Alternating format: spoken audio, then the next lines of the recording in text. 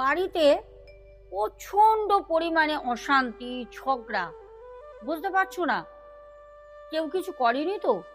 কোনো শত্রুকে মনে হয় যে কোনো শত্রু তোমাদের জানাশোনা, তোমরা সেই শত্রুটাকে বুঝতে পারছো কে করতে পারে, এরকম কি তোমাদের মনে হচ্ছে? তাহলে একটা ভালো, খুব সুন্দর একটা টিপস দিচ্ছি। শনিবার করতে হবে রাত 12টার সময়। যদি করো, আমি তোমাদের গ্যারান্টি দিচ্ছি, বাড়িতে যদি তোমাদের কেউ ব্ল্যাক ম্যাজিক করে থাকে, যদি তোমাদের বাড়িতে কোনোভাবে অশান্তি বন্ধ হচ্ছে না, এই ক্রিয়াটা করো।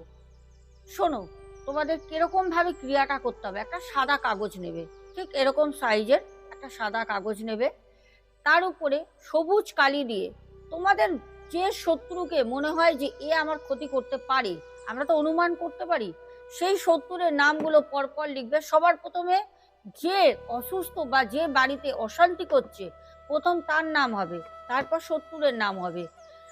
লিখে নিয়ে অবশ্যই শনিবার রাত 12টার সময় ভালো করে ভিডিওটা সেভ করে নাও।